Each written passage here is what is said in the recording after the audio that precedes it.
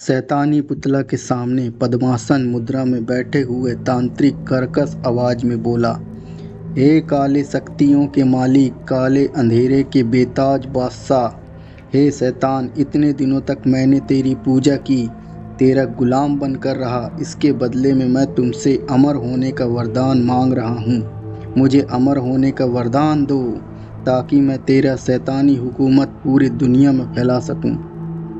तू सुन रहा है ना?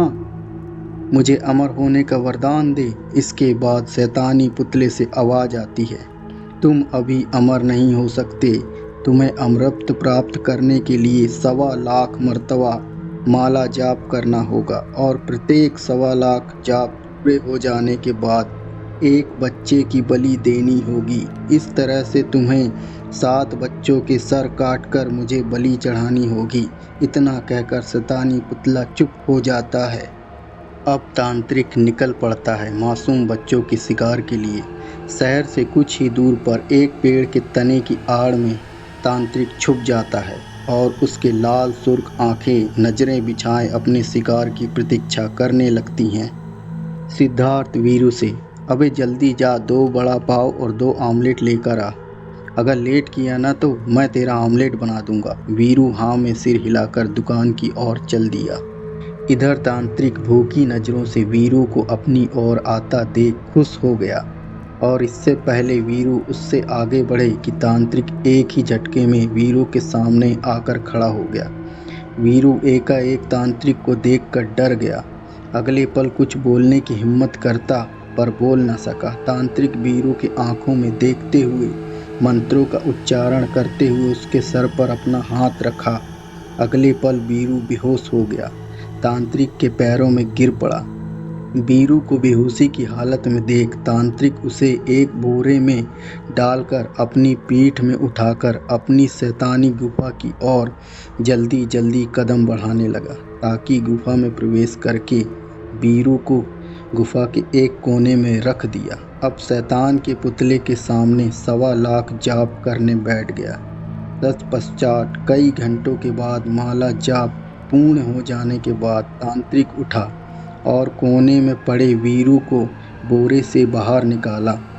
शैतान के पुतले के समीक्ष वीरू को घुटने के बल बैठाकर हाथ में तलवार लिए तीव्र आवाज में बोला, हे शैतानों के शैतान, मेरे मालिक, ए मेरी पहली बलि स्वीकार कर और मुझे अमर होने की शक्ति दे। इतना बोल खून की प्यास में चमचमाती तलवार से मासूम बच्चे का सर धड़ से अलग कर दिया और एक खप्पर में खून को भर दिया और शैतानी पुतले के समक्ष ले जाकर रख दिया। कुछ मिनटों बाद फिर खप्पर को उठाकर उसका सारा खून पी लिया और दहाड़ की आवाज में हंस पड़ा, हा हा हा हा हा। अपनी शिकार की तलाश में फिर तांत्रिक निकल पड़ा। सुबह सुबह शहर से बाहर आगे रास्ता जाम था। पुलिस को एक सर कटी लाश मिली है। पुलिस छानबीन करने में लगी है पर अभी तक मरने वाले की पहचान नहीं हो पाई है और अभी तक कोई सुराग भी हाथ नहीं लगा। घटना को देखकर लोगों में दहशत फैल जाती है। भला इस मासूम का क्या कसूर? कातिल ने कितनी बेरहमी से हत्या की है। शाम के वक्त तांत्रिक एक बार पुनः निकल पड़ा अपने शिकार की तलाश में। एक बड़े से ग्राउंड फील्ड में 4-5 बच्चों को एक साथ खेलते देख तांत्रिक झाड़ियों में इस कदर छुप जाता है जैसे कोई भूखा भेड़िया जो कि अपने शिकार का घात लगाए बैठा हो। तांत्रिक अपने काली विद्या की शक्ति से गेंद को अपनी ओर आकर्षित कर लिया जिससे बच्चे खेल रहे थे। अब गेंद बराबर झाड़ियों में आकर गिरा। पंकज बोला, ए कुमार, जाके गेंद लेकर आ। कुमार जैसे ही झाड़ियों में प्रवेश किया तो काफ़ी देर तक वापस नहीं आया। बच्चे सब परेशान हो गए। एक पर एक सभी बच्चों ने गेंद को ढूंढने के लिए झाड़ियों में पहुंचे पर सभी को तांत्रिक ने अपनी काली विद्या की शक्ति से बेहोश कर दिया और सभी बच्चों को लेकर अपने मुकाम को रवाना हो गया और एक बार में 5 बच्चों की बलि चढ़ाकर बेहद डरावनी आवाज़ में हंसने लगा और गरज कर बोला, ऐ मेरे शैतान, अभी तक मैंने 6 बलि चढ़ा दी, एक बलि और शेष है। उसके बाद मैं हमेशा के लिए अमर हो जाऊंगा। मुझे कोई नहीं मार सकता। पर इस बार मैं अपनी काली विद्या की शक्ति से किसी नौजवान लड़के का नाम पता करके सम्मोहन शक्ति से उसे अपनी ओर आकर्षित करूंगा। तांत्रिक की हंसी से सारा वातावरण गूंज गया। अगले सुबह फिर लोगों को 5 बच्चों की सिर कटी लाश मिली। हाय, किसने इन मासूम बच्चों को इतनी बेरहमी से मारा, इनकी हत्या करी। अरे भाई, कोई जल्दी से पुलिस को इन्फॉर्म कर दो। फिर बाद पुलिस भी पहुंच जाती है। इंस्पेक्टर आर्या गाड़ी से बाहर निकलने के बाद डेथ बॉडी की मुआयना किए। काफ़ी देर तक बहुत माथापच्ची करने के बाद भी कोई सुराग हाथ नहीं लगा। फिर बॉडी को पोस्टमार्टम के लिए भेज दिया गया। सारे शहर में दहशत फैल गया था।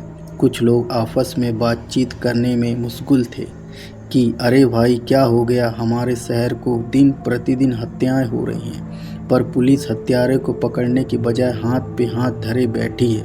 हत्यारे खुले आम शहर में घूम रहे हैं, पर पुलिस उसे पकड़ने में असफल है। फिर बगल में बैठी एक औरत बोल पड़ी, अजी, बॉम्बे में बॉम्ब ब्लास्ट हुआ, उसमें भी 11 लोग की मौत हो गई और पुलिस है कि आंख में पट्टी बांधे सोई है। दूसरा आदमी बोला, चलो ठीक है, हत्यारा कितना ही चालाक क्यों ना हो, एक ना एक दिन कानून उसकी गर्दन जरूर नापेगी। देखते हैं आखिर बकरे की माँ कब तक खैर बनाएगी। हॉस्टल के ग्राउंड में रजनीश, संजय, अकबर और सोहन फुटबॉल का मैच खेल रहे थे और इधर मोहन अपने रूम में सोया हुआ था। तभी हॉस्टल के बाहर एक पेड़ के नीचे तांत्रिक मोहन को अपने सम्मोहन शक्ति से अपने बस में करने की कोशिश कर रहा था। मंत्रों का उच्चारण करते हुए बार बार मोहन का नाम बोल रहा था, मोहन मोहन मोहन, इस वक्त तुम मेरे बस में हो, मैं तुम्हें बुला रहा हूँ, आ जाओ मोहन, चले आओ। तांत्रिक आंखें बंद किए बोले जा रहा था।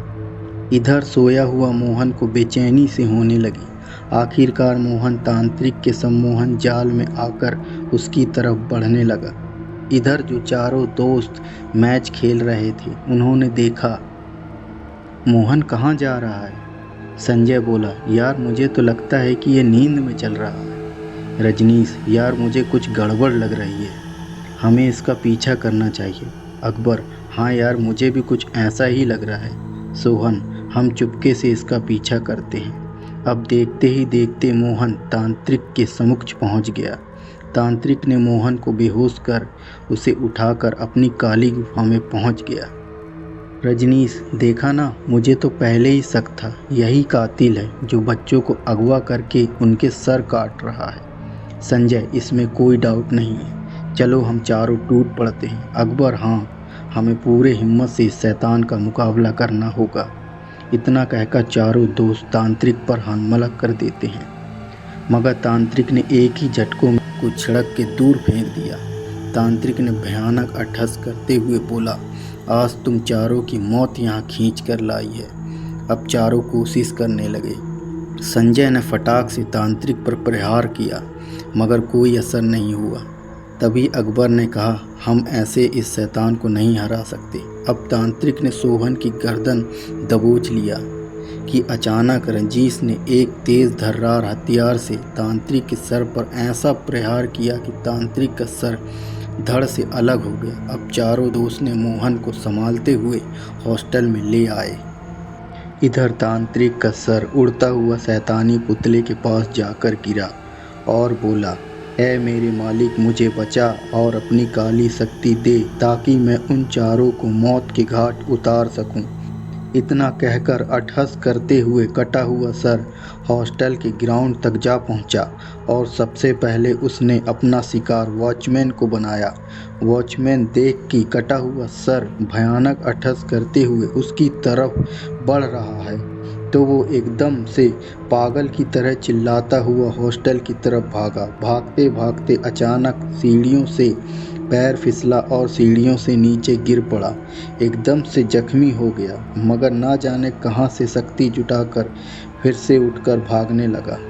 कहाँ भागोगे मुझसे बचकर, तेरा मौत निकट आ गई है। तभी अचानक कटा हुआ सर वॉचमैन के चेहरे से चिपक गया।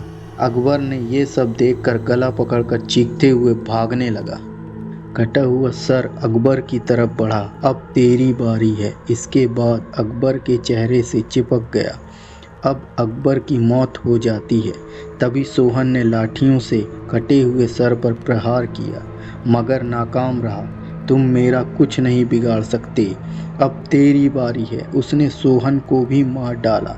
इधर रजनीश ने जल्दी से पास के मंदिर से पंडित माली जी को बुलाकर लाया। माली जी ने हाथ में पवित्र जल लेकर मंत्रों को पढ़ा, कटे हुए सर पर फेंक दिया, जिससे कटा हुआ सर हॉस्टल से गायब हो गया। पंडित माली जी ने कहा, मैं इस शैतान को कुछ देर तक रोक सकता हूँ, मगर ज़्यादा देर तक नहीं रोक सकता। इससे पहले वो किसी और को हानि पहुँचाए, हमें उसे रोकना होगा। उसे रोकने के लिए उसकी शैतानी गुफा में जाना होगा, और जो शैतान का पुतला है उसे अगर जला दिया जाए तो इस शैतान की सारी ताकत खत्म हो जाएगी। रजनीश बोला, तो जल्दी से हमें चलना चाहिए, क्योंकि इसकी ताकत बढ़ती ही जा रही है। संजय, रजनीश और पंडित माली जी तांत्रिक के गुफा में प्रवेश करते हैं। बाद में पंडित जी मंत्र का जाप करने बैठ जाते हैं। तांत्रिक ने बाधा उत्पन्न करना शुरू कर दिया। कभी रंजीश को, कभी संजय को उठाकर इधर उधर फेंकने लगे। रजनीश ने चिल्लाकर कहा, पंडित जी आप रुकिए मत, भले ही हमारी जान चली जाए। इस शैतान के अंत के लिए पंडित जी मंत्रों से हवन करने में लगे हुए थे। अचानक तांत्रिक ने काला जादू से पंडित जी के ऊपर एक बड़े से पत्थर से प्रहार किया, जिससे पंडित जी बेसुध होकर जमीन में गिर पड़े और जोर से चिल्लाते हुए बोले, संजय, इस शैतान को ऐसे खत्म नहीं किया जा सकता। उस शैतानी पुतले में इसकी जान बसती है। उस पुतले में आग लगा दो और यह तांत्रिक खत्म हो जाएगा। संजय ने जल्दी जल्दी से पेट्रोल का तेल डालकर जलाना चाहा। इससे पहले शैतान ने संजय का गर्दन दबोच लिया। अब रजनीश को कुछ सूझ नहीं रहा था, तो उसने एक पत्थर से इतनी तीव्रता से पुतले पर मारा जिससे कुछ चिंगारी निकली और आग पकड़ ली, और पुतला धधक धधक कर जल उठा, जिससे तांत्रिक की सारी ताकत खत्म हो जाने के बाद तांत्रिक भी जलकर हमेशा के लिए खत्म हो गया।